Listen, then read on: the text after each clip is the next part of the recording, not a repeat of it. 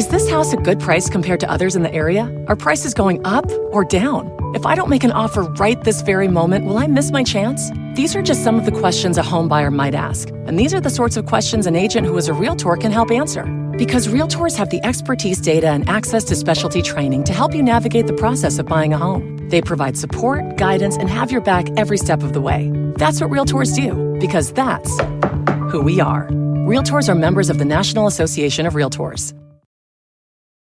Just in and so good. Thousands of spring deals at your Nordstrom Rack store. Save big today on new arrivals from Kate Spade New York, Nike, Sam Edelman, Free People, and Madewell, starting at only $30. Great brands and great prices on dresses, denim, sandals, designer bags, and more. So rack your look and get first dibs on spring styles you want now from just $30 at your Nordstrom Rack store. What will you find? OG. Make some noise!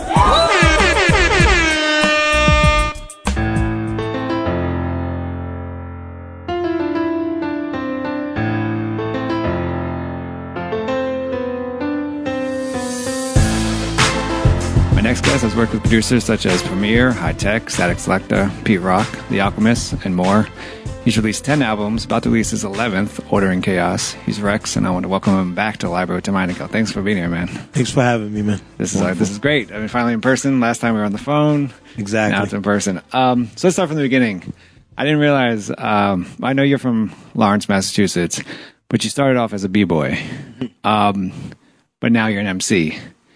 What was it about, I guess, the MC element of the culture that kind of spoke to you more? Maybe, I don't know if it spoke to you more, but spoke to you in a sense that that was your path versus b-boying.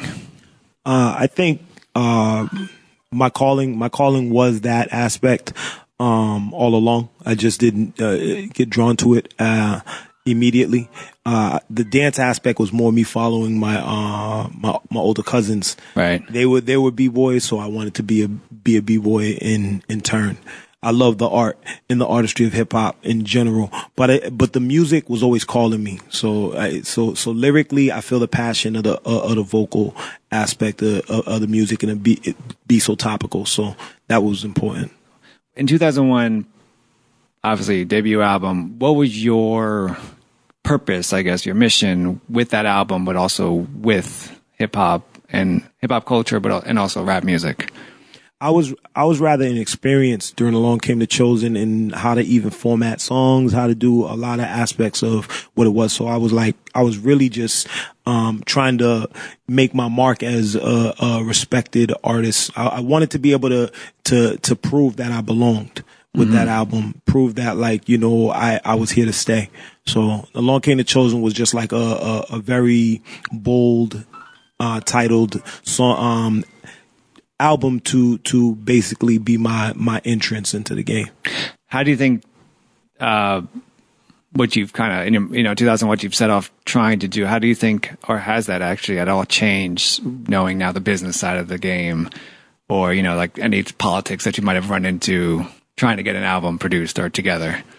You mean how has my vision changed? Yeah, or maybe it hasn't, but since you know all these new. Well, I feel I grew. I feel I grew, and I learned a lot being around people like Statik Selekt and being around the individuals who were at Brick Records at the time, who kind of basically gave me my first opportunity, and just seeing successes and failures of all the individuals around me. So that gave me insight into the game, into the business aspects of it, the very natures of it that I didn't want anything to do with it at a young age. Mm-hmm. And it made me very mindful first coming in to be able to say, okay, I'm gonna do these one-off deals instead of signing long-term. Very, very early on, I knew that the one-off thing was for me, right, as far as the label goes, until I could get to my true independence, which is now. You mentioned producers you've worked with, and I mentioned them in the intro, Statik Selekt, Pete Rock, Premier, The Alchemist. I mean, big name. Yes, indeed. I want to ask you a question that I would ask them. Okay. What is it, do you think, about Reks that draws producers to wanting to work with you? I think passion and the voice. I think it lends itself to the golden era sound. My voice, even though it was more modern, 2001 going forward, it was falling the tail end of what people would consider the golden era. But my voice kind of lend itself to the sound that was kind of missing for a long period of time. If you could talk briefly kind of about a few of the producers you work with, what has been the most surprising in terms of the stuff you didn't know they did, or even, as producers, that kind of surprising in a good way, surprising that made you step up your lyrical game, or made you step up your writing skills, or your I don't know, like planning out a song. I mean, is there anything that surprised you, but also you learned from them? I think Statik first, I would say, is he's a master craftsman. What I noticed about him in working through Pro Tools and being able to manipulate a full production, right, in that capacity, I found real fascinating. But then I was like, it takes a lot of talent to be able to do what he does and do it so simplistic. And I think over the years, I wanted to learn how to master, attacking a topic and being able to do it cohesively, without having to, have extended days of doing. I write extremely fast, but I never really wrote, it never really took me days to write a verse or a full song or anything like that.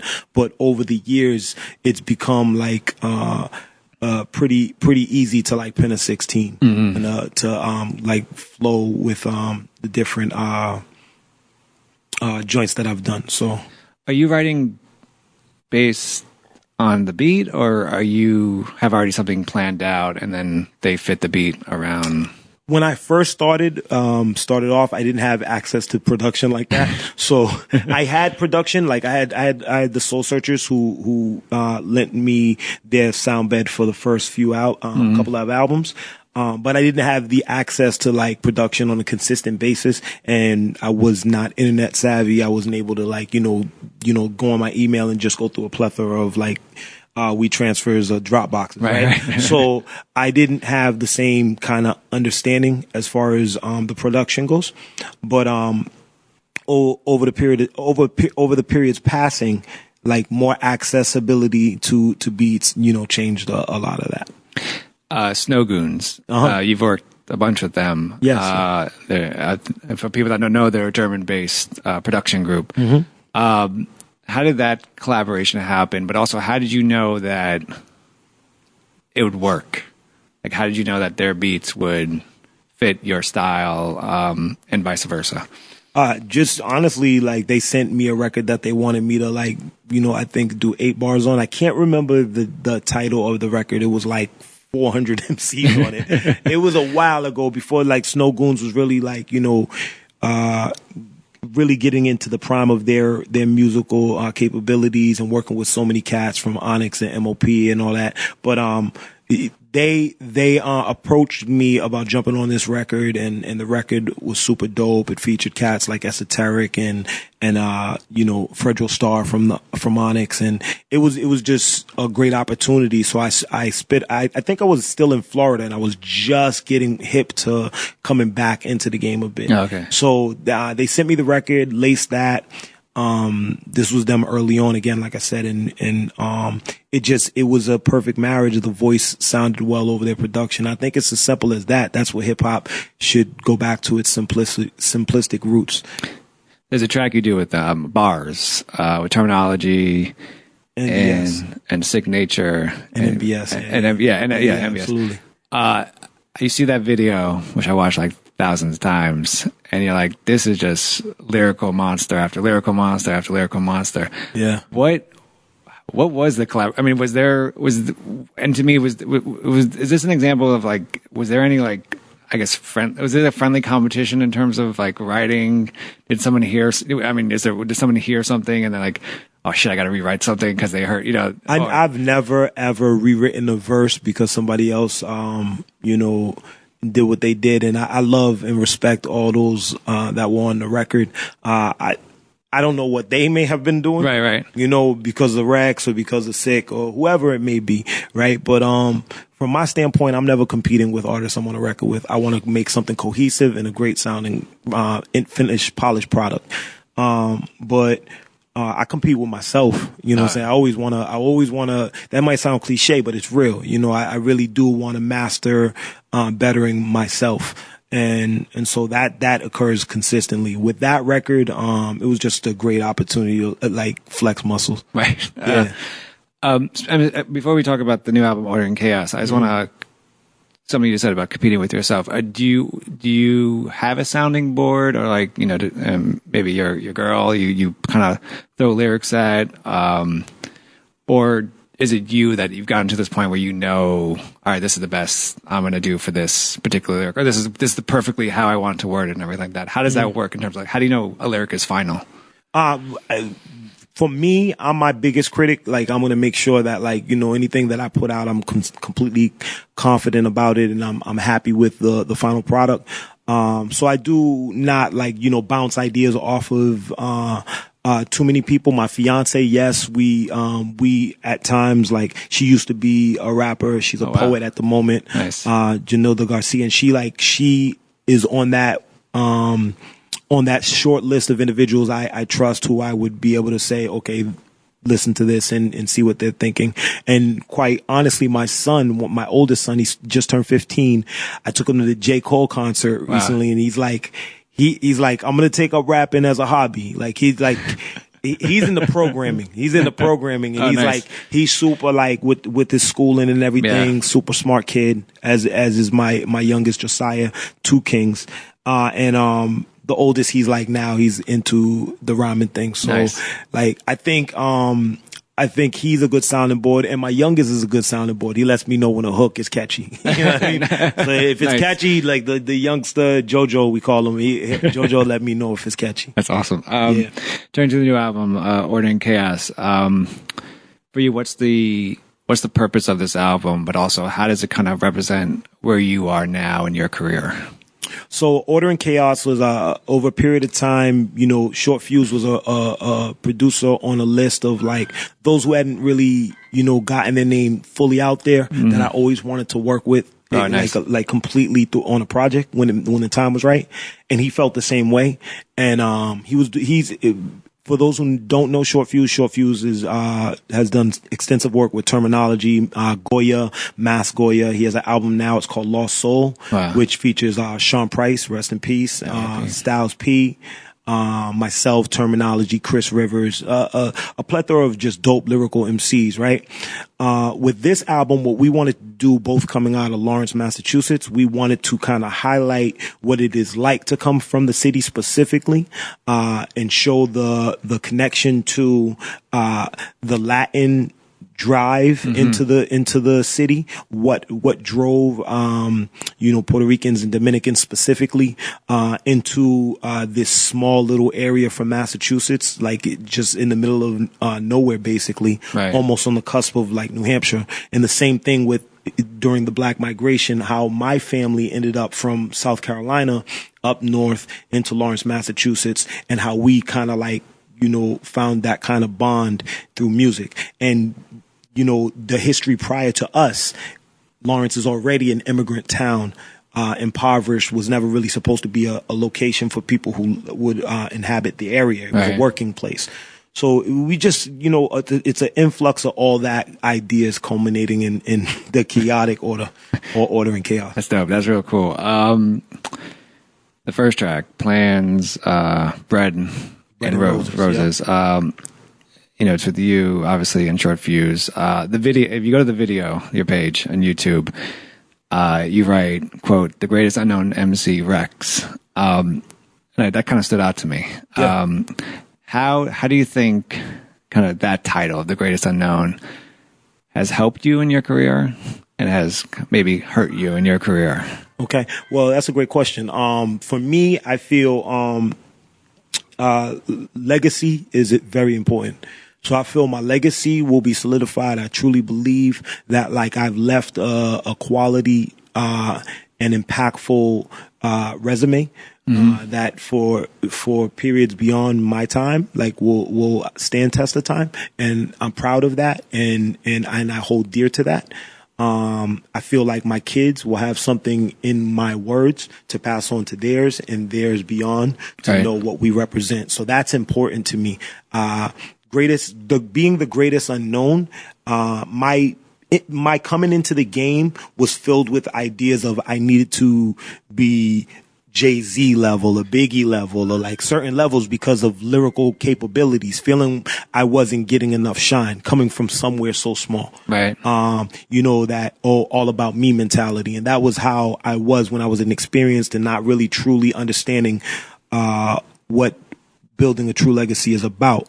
There are so many things, so many aspects to it that don't really include the financial merits or like the accolades and stuff like that. But being the greatest unknown, I feel like, the pounds that I get and the love that I get is akin to like when I would work an actual 9-to-5 job, I would work in programs with kids. Right. And like a lot of time it's a thankless job. Right? Yeah, you know what I'm saying? A lot of times kids, like they'll curse you out. Like being in programs where kids are troubled and they're dealing with their own hardships and daily issues that they're not able to know how to direct correctly. Right. So being a thankless job, when you get that thank you, it's worth like millions. Right. Yeah. So like there are times where I get the thank yous that are worth billions, that are like their weight in gold.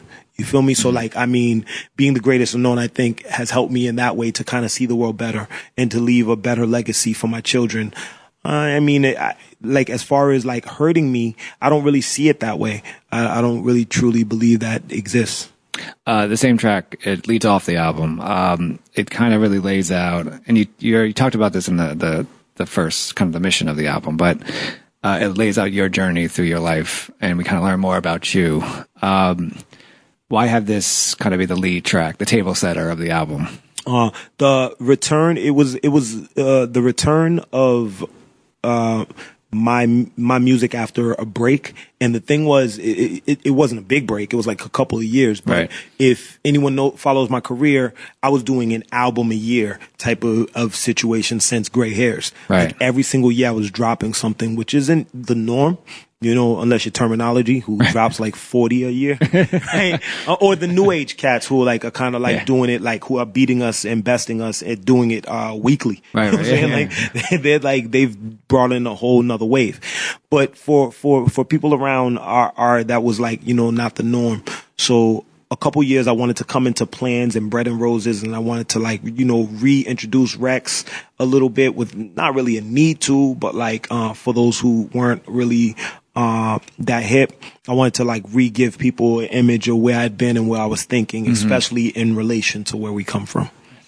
You speak of terminology. He's on the track Pollo, X, and Collection Plate. Yeah. 5th grade Spanish works. Oh, wow. That's dope. I think you listen to that track and it comes off kind of as two tracks because there's two beats. Yeah. Why? I feel like we could do whatever we want. You know what I mean? And especially being independent. I just launched my label, BMGI. Right.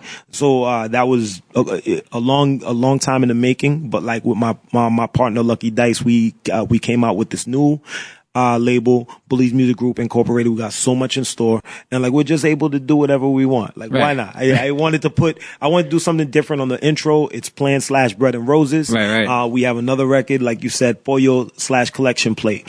I felt like they fit together, and instead of being this is the intro to the intro, I did that even when I was with Brick Records though, because my first album I had an intro and then a re-intro. Right. You know what I'm saying? So I just kind of always did things like that lyrically just to try something different. You work with terminology a lot. Yeah, absolutely. Do you remember the first thing you ever heard from him that kind of blew you away in terms of oh shit, this guy, he can spit? Yeah, he paid me for a verse. Him and Easy Money, who used to be known as Ed Rock. They were kids coming Terms from Lawrence moved to Haverhill, and Easy Money's a kid from Haverhill, which is neighborhoods.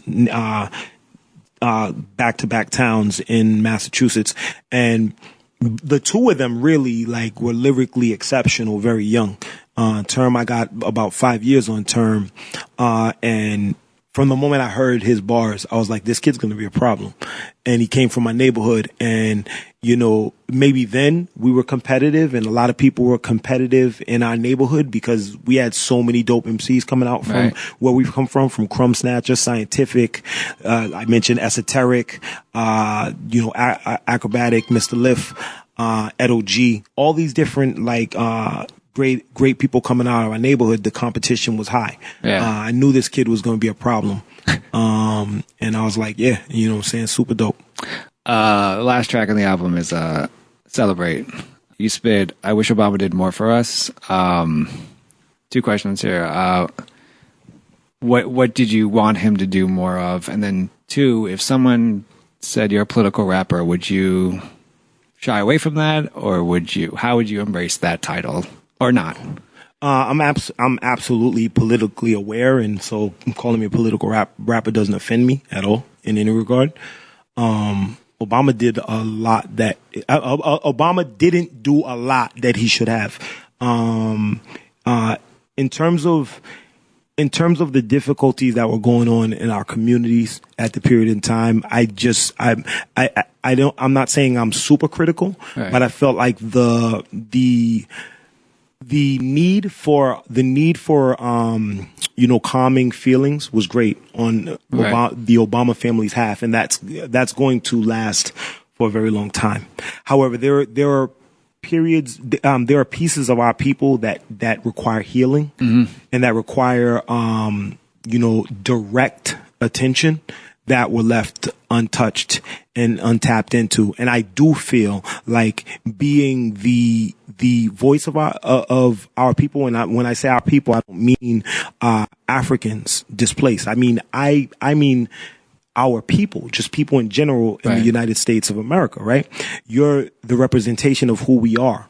And a portion of that people were dealing with such a hardship that you directly understand. Right. And I feel like he missed the ball on that one. He missed it severely. Now being a voice of reason and calm in a supremely wise and approach presidential candidate and individual, I think he was exceptional.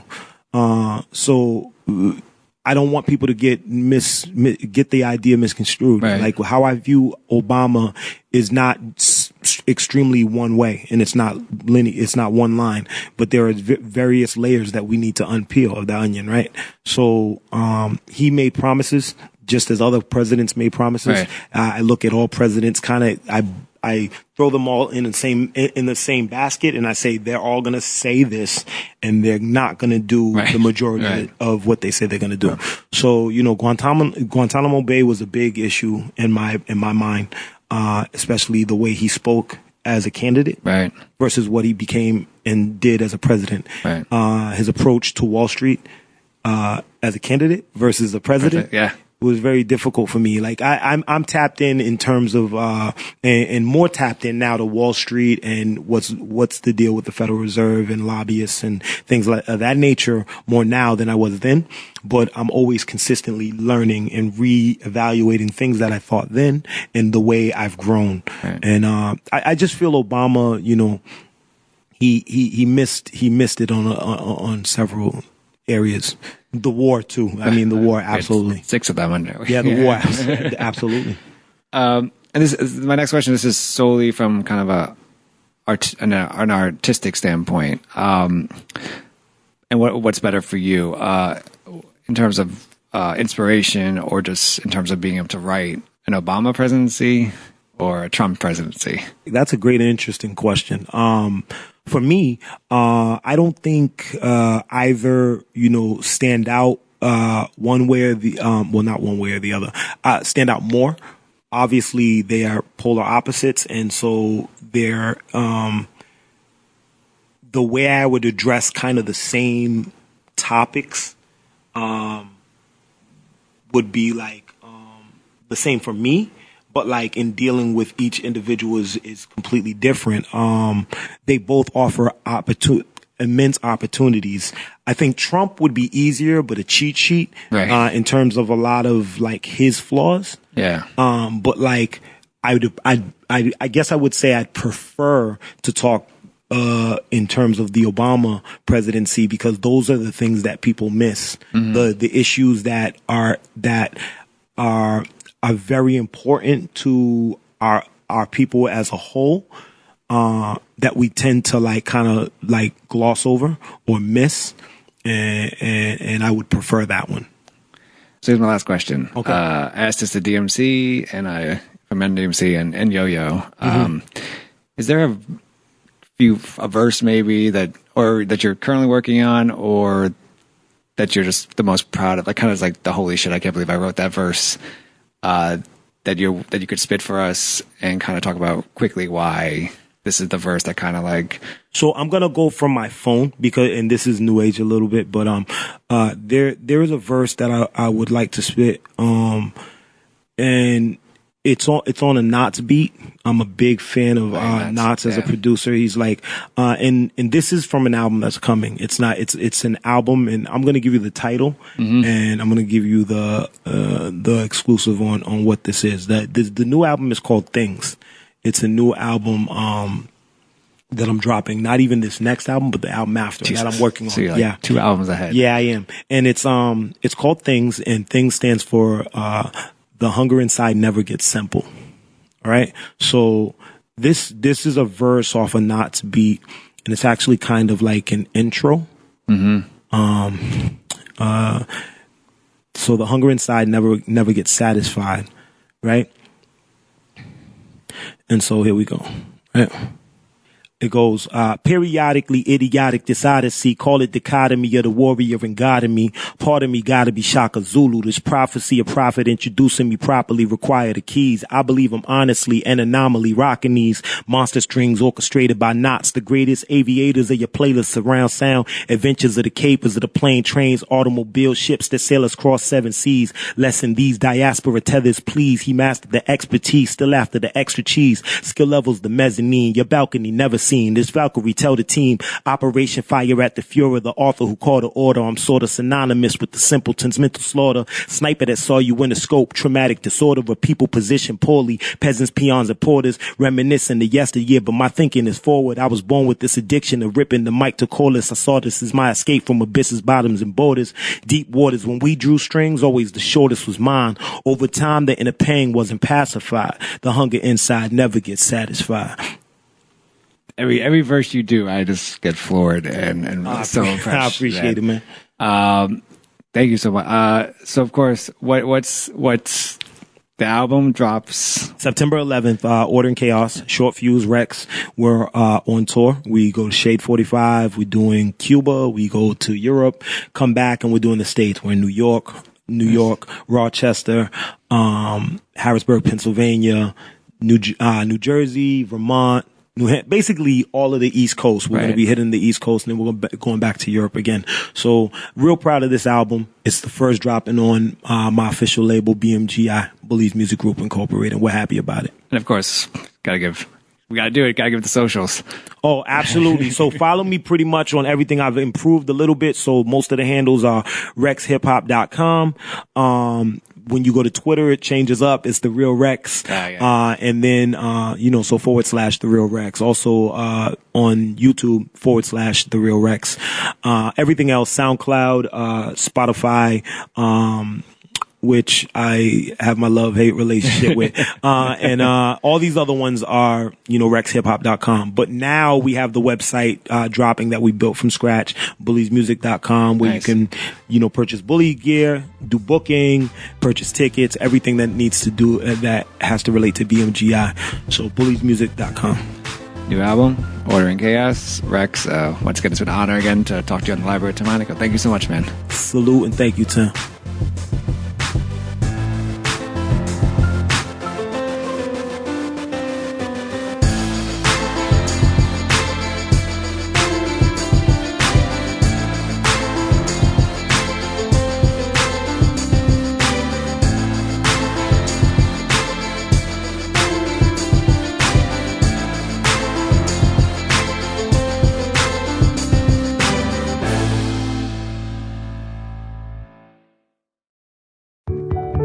A lot can happen between falling in love with a house online and owning it, between imagining living there and breathing in your new home for the first time. Having an advocate who can help you navigate the complex world of financing, inspections, negotiating, analyzing the market, and talking through any anxieties that may pop up, that can make all the difference.